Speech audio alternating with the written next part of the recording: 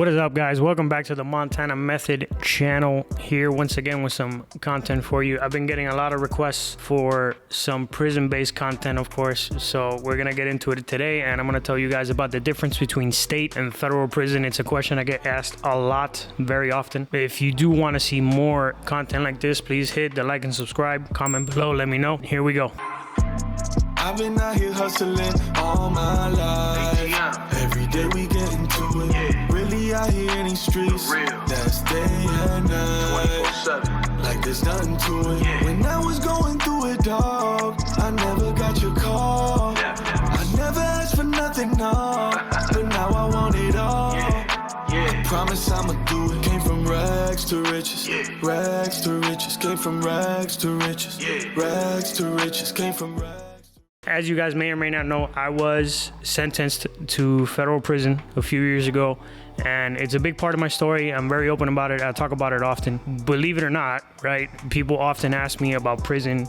What was it like? You know, any crazy stories? Did I see anything crazy? I get these questions often, and one that I get pretty often is, oh, were you in the States or the feds? So I'm going to tell you guys about 5 things that are a big difference that differentiate the state and the federal system. So the first one I'm going to start with that is a big one is safety, right? So when you talk about safety, prisoners for the most part are safer in federal prison. All the crazy stuff you see on TV, you know, Prison Break and all that kind of stuff, those are all state prisons. That's where you see the insane stories, and in county it's the worst. It's like the lower you go, the worse it gets. The rapes, the murders, the stabbings, all that crazy stuff, it does happen at the higher level of the federal prison system. However, it is very much more common in the state system, the violence. And why is that? Is because for the most part, the nature of the crimes you're convicted of in the federal system are very different from the nature of the crimes you're convicted of in the state system. In the state system, you are convicted of the violent stuff, the rapes, the murders, the assaults, all that kind of stuff. That goes to the state system. However, in the higher level federal prisons, you're talking about bank robbery, you're talking about, you know, major drug trafficking, you're talking about money laundering, you're talking about fraud.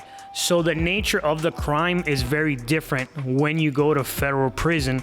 Therefore, it does influence on the type of person that is in those places. Number 2 is security. As far as security measures of the actual prison, security measures are way more strict in federal prison as far as the higher levels, right? I'll give you a great example. Of course, I get asked all the time, are there conjugal visits in prison?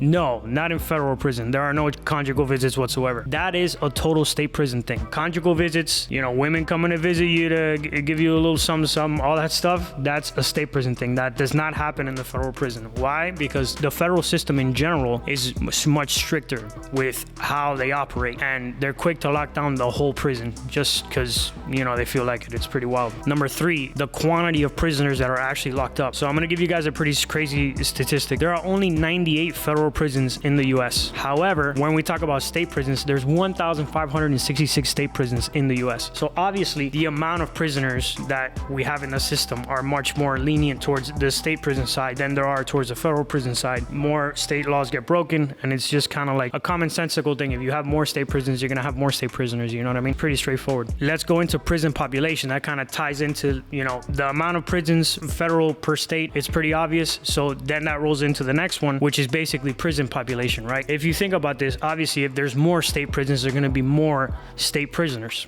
So check this out as far as prison population. As of March of 2023, in the federal system, we have a little over 200,000 people that are incarcerated. As of 2022, there's just under 1 million people incarcerated in state prisons right now in the US, which, by the way, it's mind-boggling that we have over 1 million people in our prisons. I mean, don't even get me started. Per capita, we have more people in prison than pretty much any other country. Is pretty wild. Now, that ties into something important, right? Because of the amount of people that are in the state prison. That is why you always hear, oh, the feds, that's like Club Fed or all that stuff. First off, that's not true. It depends on what level of security you're at. There's 4 levels of security in the federal system, right? So there's the pen, which is maximum. That's the highest absolute maximum security level you'll ever be at. That's where the really dangerous people go. right? Then you have the medium. If you qualify and with, enough time off your sentence, you be good behavior and a bunch of other things, you go to the medium. Medium is still pretty crazy, still ran by gangs. In there it's called politics. It's not called,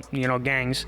It's ran by politics, but it's better than being in the pen. Still very dangerous. Then you go to your low, which is much better. Lower sentences, have to only certain crimes qualify, so on and so forth. And then you have where I was, which is your federal prison camp, which is basically minimum security. There's only 2 prison guards on duty at once there was maybe 500 inmates in my location. So that's a major difference as far as resources, right? Because when you have to supply food, bedding, protection, housing for over almost 1 million people, when we're talking about the state system, obviously there's going to be less resources, and I'm not going to get into how crooked the system is as far as money and all that stuff, but there's going to be less resources and things are going to be more scarce, hence why state prisons tend to lean in the more like dirty, disgusting, more terrible food side, whereas federal prison is cleaner and there is better food, but the food still sucks.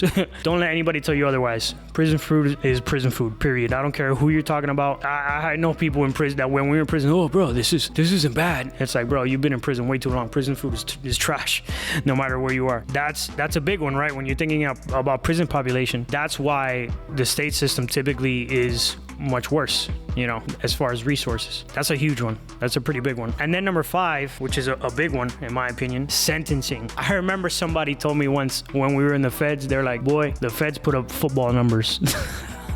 And he wasn't exaggerating at all. Feds don't play when it comes to their sentences. They have a 98% conviction rate, meaning they win 98% of their cases. Never go to trial if you get indicted. That's all. I'm not a lawyer. I'm not giving you legal advice. Don't go to trial. That's all I'm saying. If you're asking for my 2 cents. They convict at a very high rate. They don't lose. They don't play around. If you go to trial, you are going to get convicted, 98% chance, and they're going to give you a maximum sentence. These guys don't play around. So it's an insane amount of plea deals that are signed in the federal system due to that, because most people know they go to trial. It's just not happening. Parole is a huge thing in state, and parole does not exist in the federal system, period. Not too long ago in the feds, you did 85% of your time. No ifs, ands, or buts. It was what it was. It is what it is. No crying, no nothing. 85%. Recently, something was passed called the First Step Act a couple years ago by President Trump, and it was one of the very first prison reform legislation acts that were signed and put into law. This basically gave federal prisoners a chance to reduce their sentences based on good time and good behavior. That, aside from the CARES Act, which was temporary and is no longer around. Luckily, I was around during the CARES Act, and I actually got off with 50% of my sentence due to the CARES Act. That was basically the whole pandemic thing where they were letting people who were sick go home early with 50% of your time served in the prison, and the other 50% of whatever was left, you would serve it on home confinement. So really, the First Step Act is the first time that the federal system experiences any kind of system where you can get reduced time. Whereas in the state system, you'll see parole be a big thing.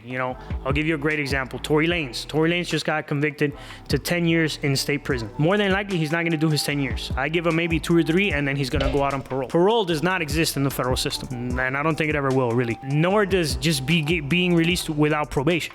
Like, probation is a huge thing. Everybody goes on probation. There's no one who gets released without going on probation in the federal system. That's a big one. Very, very big one. Federal system, the feds don't play. The feds are pretty strict, and it is what it is. Don't break the law, That was just a quick explanation to get on here and tell you guys about the difference between some of the differences. There's more of the state system and the federal system. If you want to see more content like this, make sure to comment below. Let me know what you want me to talk about. I have plenty of prison content to cover because I was in there a while and I learned a lot about the system, inside and out, laws, different things like that. I have some cool stories to tell you too. Make sure to tune into the podcast, Montana Method. We are getting some great guests, and we're going to start rolling out these kinds of contents as well. You're going to get 10 to 15 minute episodes once a week aside from our regularly scheduled content. So with that being said, push it to the limit. The world is yours. If you are not chasing a dream, life is meaningless, guys. Catch you on the next one. Say goodnight to the bad guy.